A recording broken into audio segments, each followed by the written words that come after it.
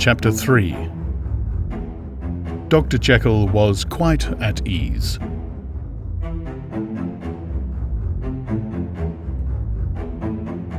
A fortnight later, by excellent good fortune, the doctor gave one of his pleasant dinners to some 5 or 6 old cronies, all intelligent, reputable men, and all judges of good wine, and Mr. Utterson so contrived that he remained behind after the others had departed.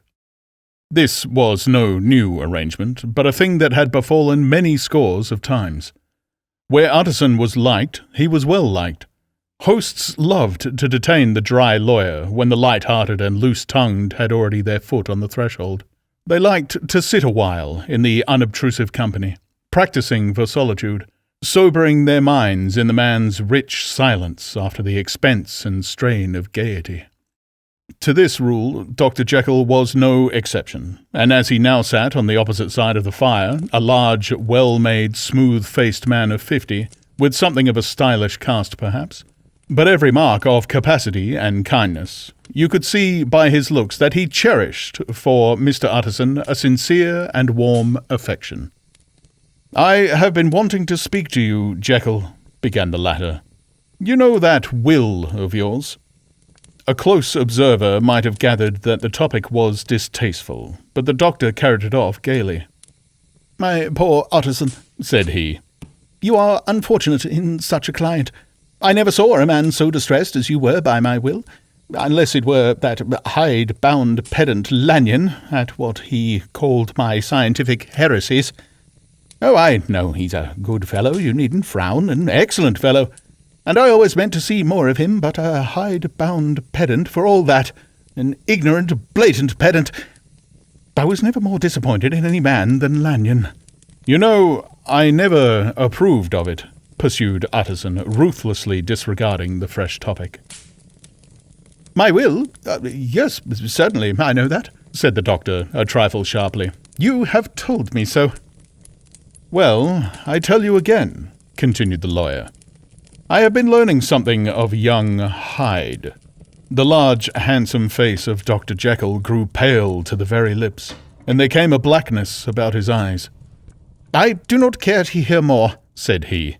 "This is a matter I thought we had agreed to drop." "What I heard was abominable," said Utterson. "It can make no change.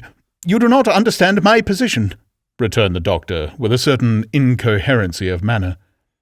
"I am painfully situated, Utterson. My position is a very strange one.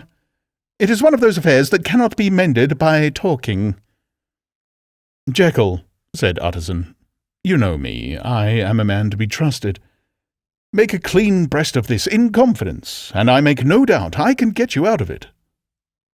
"My good Utterson," said the doctor, "this is very good of you. This is downright good of you. And I cannot find words to thank you in. I believe you fully. I would trust you before any man alive, I before myself, if I could make the choice. But indeed it isn't what you fancy. It is not as bad as that, and just to put your good heart at rest, I will tell you one thing. The moment I choose, I can be rid of Mr. Hyde. I give you my hand upon that. And I thank you again, and I will just add one little word, Utterson, that I'm sure you'll take in good part. This is a private matter, and I beg you to let it sleep." Utterson reflected a little, looking in the fire. "I have no doubt you are perfectly right," he said at last, getting to his feet.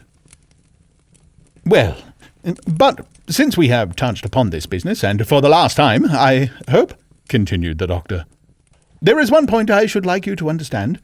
I have really a very great interest in poor Hyde. I know you have seen him. He told me so, and I fear he was rude.